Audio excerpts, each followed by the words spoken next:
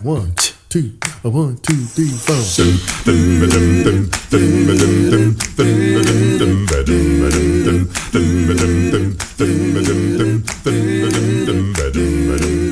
Welcome, everyone. This is Joe Dager, the host of the Business 901 podcast. With me today is Brandon Brown. He is an associate for the W3 Group and delivers tangible and sustainable continuous improvement results as a Toyota Kata coach and lean instructor. Since 2006, Brandon has been a professor of operations management at the University of Arkansas in Fayetteville, teaching courses in the industrial engineering department, such as lean production and leadership principles, and practices for the Master of Science in Operations Management degree program. Brandon is a Southeast Region board member for the Association for Manufacturing Excellence, also a certified John Maxwell coach, a teacher and speaker, and that's a first-time guest on my program, a John Maxwell coach. Brandon, this is just really impressive because this is just what you're doing now. I hate to even mention the past, so yeah. Welcome to the podcast. Thanks, Joe. Thanks. I appreciate you having me on. Where'd you find the time for all this stuff? You must be a busy guy. Yeah, pretty busy. I've got a little bit of a lull right now, so I've been able to do a little catch-up work with presentations and prepping for upcoming presentations and workshops. So I was able to work it in, so it's great to. Well, this is awesome. Now, what we came here to talk about today was Toyota Kata. You have a lot of experience to that. Your W3 group does, but let's just start at the basics, okay? So let's start out with what is Kata? Okay, a Kata, if I could discuss briefly just the basis of it, it's really a routine, or I've heard it translated as a way of doing, a way of practicing in order to gain skill or to develop a skill. And many times it's used in the martial arts setting. Many people will be familiar if they are from martial arts or they've taken Taekwondo as a kid. You know, you learn forms for blocking and kicking, and you practice them to both learn the proper form, but also to teach your muscle memory and get your brain to thinking in a pattern of learning that particular skill. We do it also in music. My son is learning to play the violin, and music teachers use it, and I don't think they even realize that it's a kata. The first thing that he taught my son in violin is how to hold the instrument properly, how to hold the bow, and had him play all four strings with the proper bow angle to learn that. He then progressed one level up and taught him how to play the first closed notes by pressing his fingers onto the strings. And eventually he's to the point of learning the next step of how to play a song. Now, the teacher doesn't teach him the whole song, just like in martial arts. They don't teach you all 26 kata that are involved with karate.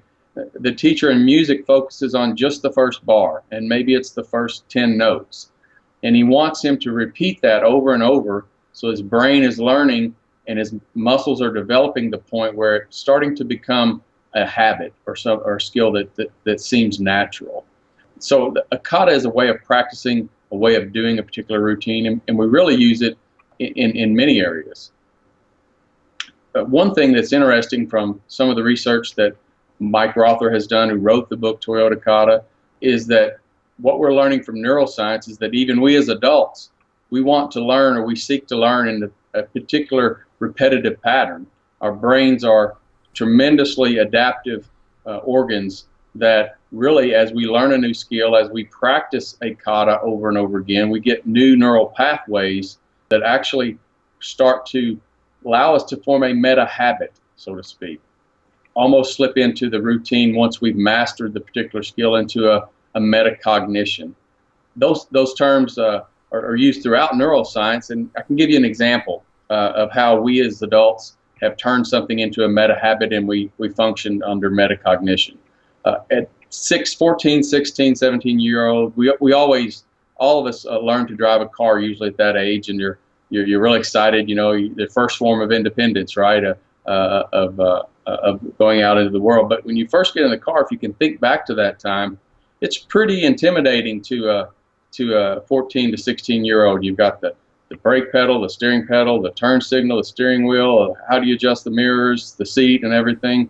And we as adults, 15, 20 years later, we kind of slip into a metacognition. We drive and don't even think about how to operate the car. We react to the stoplights and the traffic, all while carrying on a conversation with someone next to us. So we slip into that metacognition because we've mastered that particular skill. So that in a nutshell is a kata and the way that it's developed, how our brain learns skill and repeated patterns. Well, I think that's interesting because what jumps at me is video games. I mean, because we seem to learn a very small portion of it and master a certain portion of it before we move ahead. And that continuous effort in breaking it down to the easy habits first and then going on to more difficult parts of the program, let's say, or more difficult skill levels. And is that a good description of a kata? Yes, how kids go and learn a particular game, or adults that play games or whatnot. What makes it interesting, though, to note is that those controllers are built for a small hand of a 7 to 13-year-old. So I've never mastered the muscle memory of getting and making all those jumps, kicks, punches, and movements. But yeah, you learn those, and if you watch a kid or an adult that plays video games, they're looking at the screen and doing all kinds of moves, and their hands are moving almost like someone typing that can type without looking at a page. Well, and I think about that a little bit because it allows them to master other games and other video games so much quicker because those movements are ingrained in their system. I mean, even texting, they can text with a phone in their pocket while they're in school. Okay. Exactly. Their muscle memories have adapted. They've got new neural pathways to function with their thumb and index finger, and that's exactly a transfer of a skill over to another area where it's useful. Popularity of kata right now. Is it just because Mike wrote a great book, or why the focus? Why now? Well, I think there's several points as the reason why kata is popular now. And if I could cite an article that Dr. Leiker and Mike Rother wrote for LEI a few years back, they cited a 2007 Industry Week survey, and it found that only 2% of companies were able to achieve through their lean program the objectives that they wanted to achieve. It went on to say that Shingo Prize committee members went back to former winners, and they found that very few of them were actually continuing to improve after they won the award. Most of them declined, either plateaued or declined in their continuous improvement efforts.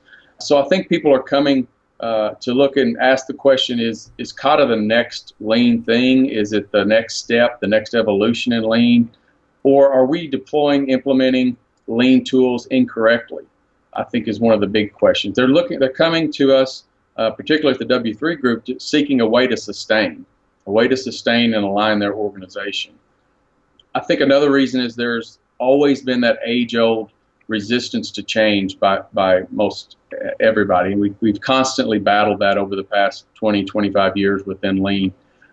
And kata gives us a form for continuous improvement using the improvement kata and the coaching kata to overcome some of that resistance to change. People want something to hold on to, kind of like holding on to the railing on a subway or a bus or something like that. And kata gives them that comfort to be able to practice.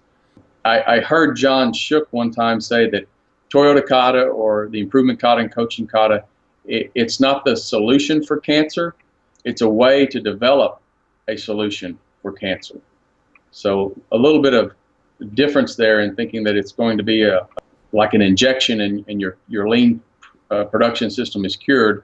It's more like a daily vitamin that you're taking in order to keep a healthy program. What's the best way for someone to contact you and learn more about Toyota Kata? Where would you point them? I would point them, they can email me directly at brandon.brown@w3groupllc.com. They can go to our W3 website and meet all of our practitioners on there and make contact. There's a lot of resources, a lot of presentations, a lot of information that they can self-educate themselves a little bit more and a little bit further about that.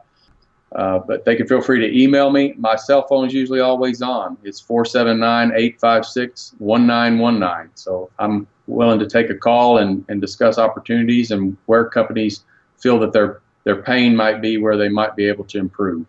Heck, he even took my call, so which I thank you very much. This podcast will be available on the Business 901 iTunes Store and the Business 901 website. So thanks everyone for listening. Thanks, Joe. Better